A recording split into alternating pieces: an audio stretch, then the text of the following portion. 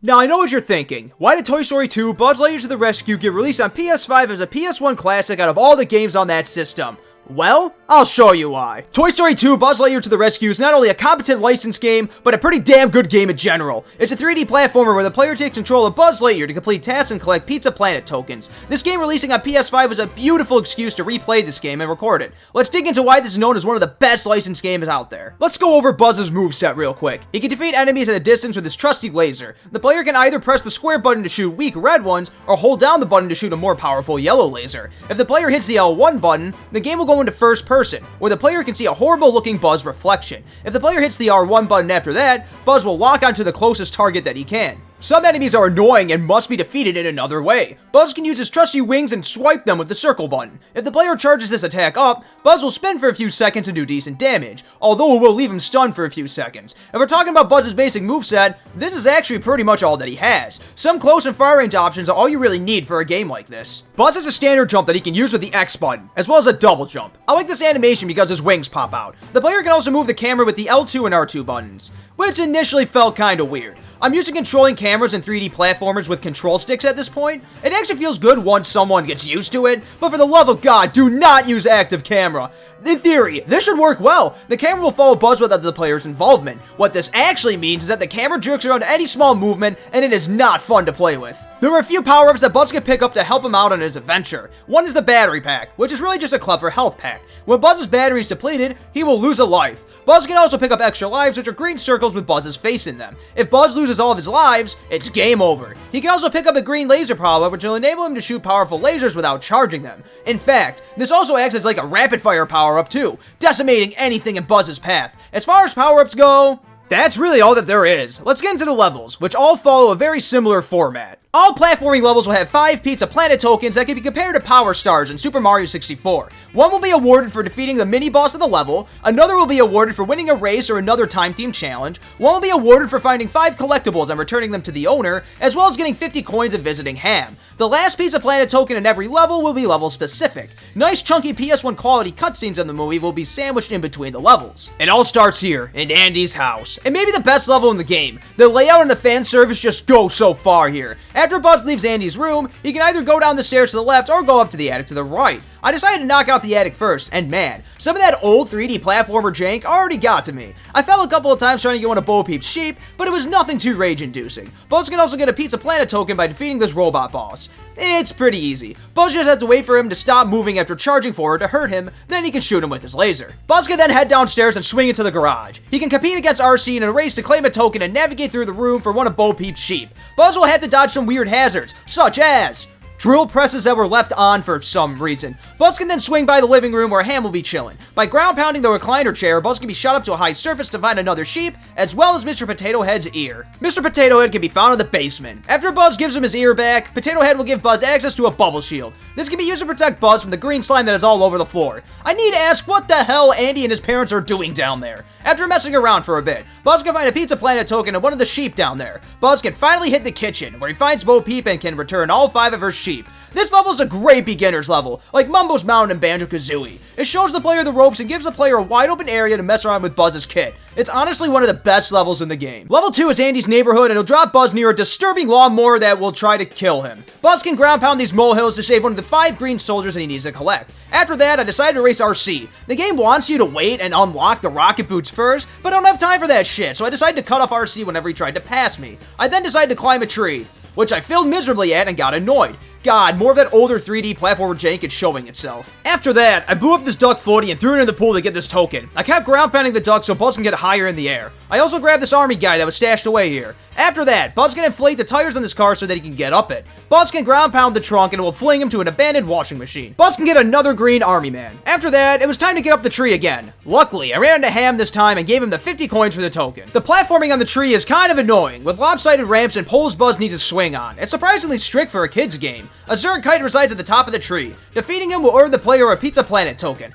After that, I hopped off the tree and returned all 5 of the green army dudes to their commander. That's all 5 tokens. The stage is now complete, and it's not as good as Andy's house in my opinion. The level structure works like this. There are 2 main levels that have 5 Pizza Planet tokens each, followed by a boss level. The 3rd level is called Bombs Away, and is the easiest shit one could imagine. A plane will head towards Buzz, and he needs to shoot at it a couple times to defeat it. I completed this level by barely moving. I stood in place and shot the plane down. I get that it's a kid's game and all, but still, this is brain-numbingly easy. Buzz can now head to the construction yard. The first puzzle they did involves Buzz mixing colors. What an odd challenge. After Buzz finds out how to painstakingly make purple, green, and orange paint, he'll be awarded a token. Then I decided to complete Slinky's challenge, which will have Buzz collect 5 wrenches in 50 seconds. After that, it's time to climb. Buzz will need to use this crane to get up this incomplete building. It's a basic platforming affair. Some platforms move, some sections have lights that Buzz can grab, and some sections will have fiery hot bolts that will get hurled at Buzz. Luckily, there are switches around that Buzz can ground pound. These will call the elevator up to Buzz's level, and will make nice shortcuts if he happens to fall. Buzz will need to find and return Potato Head's eye to be able to beat the boss at the top. Buzz will be able to shoot sharp discs out of his arm, which can pierce through the armor of the boss on the top. Before going back up, I decided to talk to Ham, who was on a weird yellow machine of sorts. The jackhammer boss can easily be defeated because of the disc that Buzz shoots home onto enemies. Also at the top of the building is the last little tyke, which is all I needed to complete the level. On to the next one. Alleys and Gullies is exactly what it sounds like, but man does this music slap so hard. The first thing that I did was head towards Slinky. This challenge is similar to the one in the last level. Buzz will have 30 seconds to grab 5 bones and give them back to Slinky. While I was over here, I also rescued this cute duck. I mean, just look at him, isn't he adorable? I decided to leave this area as there wasn't much more that I could do here. I headed toward the next section and remembered that this level can't actually be completed in a single go. Buzz needs both the rocket boots and the grappling shot to find all 5 baby ducks, as well as get to the boss. However, I was able to get this 1 token on top of the trash can, and I was barely able to scrape 50 coins to get to Ham. Now it's time for another boss level. Buzz has to shoot a slimy green garbage can monster. It's incredibly simple, especially if everyone picks up the green laser. I mean, look at me destroy this poor thing. This thing gave me nightmares as a kid for some reason, so it's nice to get the chance to annihilate it. With all that said and done, we move on to Al's Toy Barn, which is another level that can't be completed in one go. The first thing that I do is unlock the rocket boots by getting Mr. Potato Head's arm. The arm is located across the counters near the beginning of the stage. I also ground pounded the switch to activate the bouncy hay bale, and completely cheesed this race by jumping onto the sign. I initiated the other race by talking to the parent chicken. Buzz can get a baby chicken by completing the race once, and a Pizza Planet token by completing it a second time with a tighter time limit. I decided to move on to the sports aisle, which will have obstacles such as tennis balls, basketballs, and hula hoops. Buzz can find the mama chick who is looking for her 5 babies, but again, this can't be completed on the first go. The reward for getting through this part is a baby chick. God damn it! It's pointless coming here the first time. Buzz will need the hover boots to get the 5th baby chick if you were wondering. Time to defeat the stupidly easy boss. I picked up the green laser before this fight, and just look at this sight. Its health gets decimated near instantly. I guess now is a good time to also talk about Rex. He will give the player information on tokens that they're missing in the level. He told me that I needed the hover boots for the last baby chick, but I still tried to play around to see if I can grab it, to no avail. I realize that I haven't talked to Ham at this point. Ham is in the office, where the last token I can grab was residing. Buzz needs the disc launcher to destroy the locks in the cabinets, which will open up and create platforms for Buzz. Now we arrive at Hal's Spaceland. The first thing I decided to do was to hop onto these hanging poles to get to Fake Buzz, while collecting this alien dude along the way. Fake Buzz is the boss of the level and he goes down pretty easily. Buzz can shoot him with his laser, but I found the wing swipe thing to be a better attack against him. He'll drive into Buzz and shoot projectiles. That's about it. After that, I headed to the arcade section. I love how the platforming here is aided by objects like arcade machines, stools, and cups. Buzz will need to ground pound the button to position the claw both vertically and horizontally. It took a couple of tries, but I got it eventually. I then headed to the ball pit and grabbed the alien in there. I love the effect of the rubber balls popping back up when Buzz walks over them. I then navigated my way to the Buzz Lightyear aisle. I decided to grab the shield power-up from the first level to protect myself from lasers that are being shot everywhere. I found the 3rd alien dude after dropping off some ropes, and I also gave 50 coins to Ham. The 4th alien can be found at the end of this section. The race in this level has Buzz slide on some ropes with red indicators to let him know when to either jump or let go. The 5th alien was found at the finish line, so I grabbed him, turned him in, and completed the level. Up next is the Toy Barn encounter. This boss fight will have 6 capsules attached to a giant laser dude. After taking enough damage, a capsule will be dispatched. The first capsule will have one of the hopping red guys. The second capsule has a mini laser shooting dude. The third capsule will have another hopping red guy and a bubble shooter. The fourth capsule has a mini laser guy as well as one of those blue water rider guys. The fifth capsule will have a bouncy red guy as well as a shielded Zerg minion that deflects lasers. The sixth and final capsule is a mini laser dude as well as a shielded guy. Buzz must then drain the boss's health. Now we can move on to Elevator Hop. This level revolves around the grappling hook, which Mr. Potato Head will grant Buzz when he brings back his shoe. It can be found in the same room as Ham, which is a room that is riddled with electricity. The grappling hook will allow Buzz to grapple onto little red circles with X's through them. After running through the vents a bit, the player will come across a wire puzzle where the objective is to get the wire running through the middle. Buzz can solve this puzzle by ground pounding these panels, which will have one of the wires move upwards while another wire will move downwards. Completing this will activate the elevators. In this room, I also bumped into the Mama Mouse looking for her 5 babies, as well as a switch that I can ground pound to trigger a fan at the beginning of the level. This will create a nice shortcut in case if I fall down. Admittedly, I think this is one of the lesser levels in the game because I think that raiding the elevators is kind of annoying. The player must ride one and then hop on the other one as the one that they are standing on goes down. This can lead to annoying falls, which can result into a decent amount of time backtracking. Eventually, I get to this male mouse who will have Buzz raise a piece of planet token to the bottom of the level. It's a fun sliding level, reminiscent of Super Mario 64. After that, I give the baby mice to the Mama Mouse, as well as 50 coins to Ham. I then made it to the top to fight Spider Gunro. It is pretty easy, but be sure to not fall down the center. With that, we now blast off to Al's penthouse. Before we get to anything, can we admire how hard this music slaps here? It's probably the best track in the entire game. Right away, Buzz can speak to Bullseye to get a token. This is the race for the level as Buzz needs to collect 5 horseshoes in 27 seconds. I climbed up to the bunny in the room. On my way there, I ground pounded a switch that killed one of the cannons in the level. These are littered throughout the level because the cannons are annoying. After that, I made my way to the train room where I have to ground pound switches to make the train crash. Now Buzz can push the box to get some extra height and reach this Pizza Planet token. Now I can push this box into the room across the hall and complete this other room. At the end of the room, Buzz will have to defeat this gunslinger guy. He has a decent reach with his guns, but like with most other bosses, he goes down pretty easy. Here's a nitpick here. You see this lock? Well, Buzz can destroy it with his laser. This is done because in Al's Toy Barn,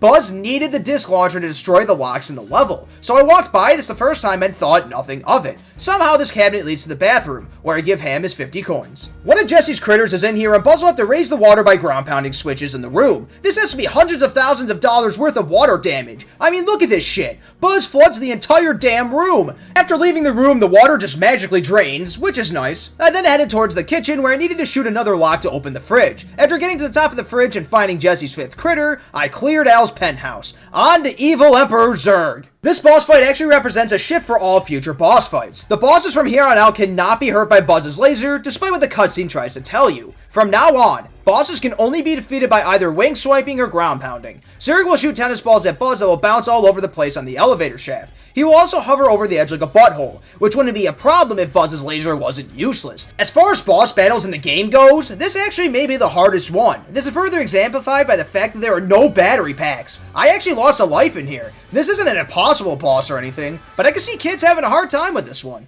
Airport Infiltration is up next. It starts Buzz off on the ground as he must navigate his way onto conveyor belts with baggages on them. He can then use these bags to get further height and make jumps that he normally wouldn't be able to. The brown baggage serves as a normal platform for Buzz. Meanwhile, he can ground pound the cyan ones to give him a boost. Buzz can find the first of 5 passengers before going up to the next portion of the level. After getting a decent way up the conveyors, I fell. After a bit of swearing, I decided to just tackle the floor portion first. Buzz can get a token from Rocky if he can complete his time challenge. Buzz will have to collect 5 dumbbells in 1 minute. These dumbbells are more spread out than other time challenges in the game, and I actually failed the first time. Potato Head is missing his mouth in this level, and trying to speak to him without it is pretty funny. His dialogue text box is a bunch of just nonsense. Buzz has to climb up a portion of the rocket to get Potato Head's mouth. It all starts with him getting on top of this pair of wheels and balancing on 2 slanted pieces of metal. As a reward for giving him his mouth back, Potato Head will give Buzz the ability to use the hover boots. These can be used to have Buzz reach higher areas that his double jump wouldn't normally reach. These can be used to reach Prospector Pete, the boss of this level. He'll walk towards Buzz and slam the ground with his pickaxe, which will send a trail in the direction that he is facing.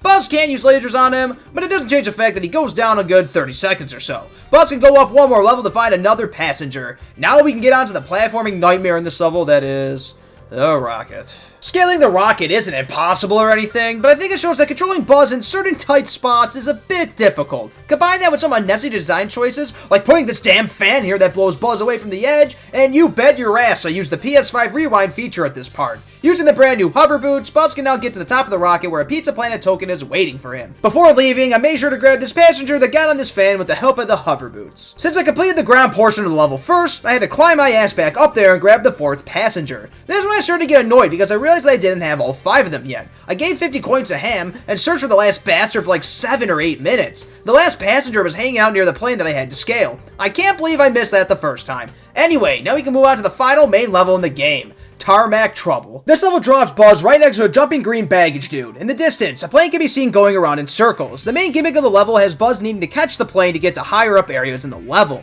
The place that the plane drives around is needlessly big, but at least the devs threw down some rocket boots to make traveling less painful. Buzz can get another green baggage dude next to Rex, who is actually extremely helpful in this level. He tells Buzz what's in each zone, which I find extremely useful in big levels like this. The Time Pizza Planet token in this level has Buzz navigating through a trail that is surrounded by green slime. To get the token, Buzz cannot jump or touch the green slime, and to get the token in 67 seconds. I've said it before and I'll say it again. Buzz controls well in an open space, but I think he's a bit too finicky for tight spaces like this. After a couple of failed attempts, I used the PS5 rewind feature to help me out here. I also should mention that the time frame is pretty strict too, so now we gotta get on the plane. There's not much on the plane itself, besides a green baggage dude. The point of the plane is to get Buzz onto higher areas of the map. I decided to go onto this green machinery to grab this baggage. Then I needed to get back onto the plane to reach the boss. The blacksmith is similar to the prospector. He uses hammer to smack the ground. Instead of a simple straight line attack being the result, it will send a homing shockwave. I got hit a few times, but he eventually goes down. After getting on the plane again, I got the last baggage dude and returned them. I also got 50 coins to give to Ham. After that, I completed this puzzle which will lower the helicopter with the Pizza Planet token on it. The point of this is to change the lights to make the top and bottom rows match. Before we move on to the final boss, we had to revisit 2 areas to get all 50 tokens in the game. I am a completionist after all. Unfortunately, to get the Pizza Planet token for collecting all 5 of a certain toy, they must be collected in one run. I mentioned this because that meant that I had to go and collect all 5 baby chicks again in Al's Toy Barn. It only took me like 5 minutes or so to do, but it just feels like needless backtracking and padding. The hover boots don't really unlock anything new here. It just allows Buzz to reach one baby chick. Maybe these unlocked a whole new part of the level or something. I can see the justification here. The backtracking in the next stage makes much more sense. With the grappling hook unlocked, Buzz can explore a whole new area of alleys and gullies. It's a bit of back and forth of Buzz grappling onto these circle things, jumping up ladders, and grabbing onto wires to slide around. This part can be a bit frustrating, as a simple mess up will erase minutes of progress. We find 2 baby ducks along the way to the top, where we also find the boss of the level. It's a clown top that makes a goddamn annoying noise every time it gets touched, and it doesn't do anything except for charge at Buzz. After finding the rest of the ducks, I return them to Mama. Now all 50 tokens have been collected.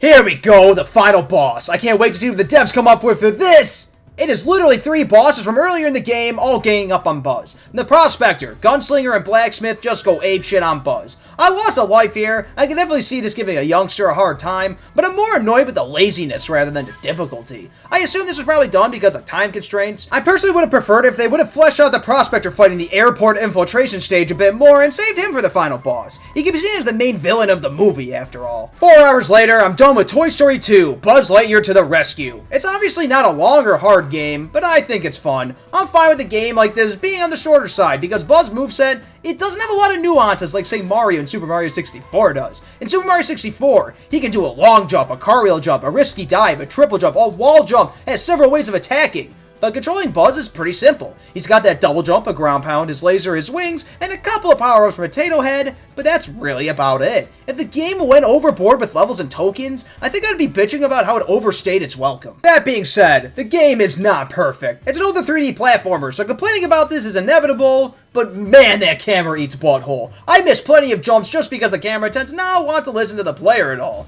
One can turn on active camera if they'd like, but please don't. It makes the game harder because it will change with any small movement that the player makes. It sounds useful, but it shakes the camera all over the place. Buzz can be a bit annoying to move around in tight spots too. For whatever reason, the game loves having the player go upward, which means an untimely fall can mean precious minutes have been wasted. The Completionist award is laughable too. In the PS1 version, you get nothing. I get it's supposed to be about the journey rather than the destination or whatever, but even something as dumb as always green laser, or invincibility, or infinite lives, or something along those lines would have been neat. It may be easy to take for granted now, but remember how cool it was seeing Yoshi on top of the castle in Super Mario 64? In the Nintendo 64 version, there's a little blurb congratulating the player for getting all tokens, if I remember that correctly. I really don't know if I missed something here, or for whatever reason it got cut out when porting to the PS5, but I didn't get anything at all for getting all 50 tokens. Supposedly an extra cutscene should be unlocked, but it's fine, I don't want it anyway. If one is wondering, I have played the Nintendo 64 version as well. well. And don't play that one. The frame rate is hot garbage. Anytime that Buzz turns around, the game decides that it's okay to just half the frame rate. That version doesn't look too hot either. It's a blurry mess. Since the Nintendo 64 couldn't handle video that well, all those segments were cut out and replaced with slideshow things. The audio in it is a bit different, and I actually prefer it sonically at times. I haven't played the Dreamcast or PC versions, but they look more so in line with this version here. If one wants to play the game, just stay away from the Nintendo 64 version, unless it's their only option. It's playable for sure, but not the ideal way to play the game. Before I leave you, I want to talk about a quick and fun controversy that the game had. One of the enemies toward the end of the game is a gunslinger dude that will shoot Buzz on sight. His design choice may not have been the best one, as many people thought that they resembled Mexicans. In late November of 1999, a peaceful protest with over 120 people was held outside of Activision's headquarters. As a result, Activision said that they weren't going to recall any copies, but they were going to change the enemy's appearance in future produced copies. For whatever reason, the re-release on PS5, that kept the original design. And that, more or less, is Toy Story 2 Buzz Lightyear to the Rescue. I guarantee that some will write this game off as some generic movie tie-in 3D platformer that doesn't do anything well. Maybe it's just the nostalgia talking, but controlling Buzz in the 3D space is so much fun. Some of the Toy Story fan service, like collecting Mr. Potato Head's different parts, wandering around familiar places as Buzz, using his laser and wings to kill enemies, it's just fun. It's always a treat popping this in every couple of years and getting all 50 tokens. Some of the 3D platforming jank definitely gets in the way, and some levels, they aren't the best, but I'll happily give Toy Story 2 Buzz Lightyear to the Rescue a 5 out of 7. I think it's a good game, but some issues keep it away from greatness.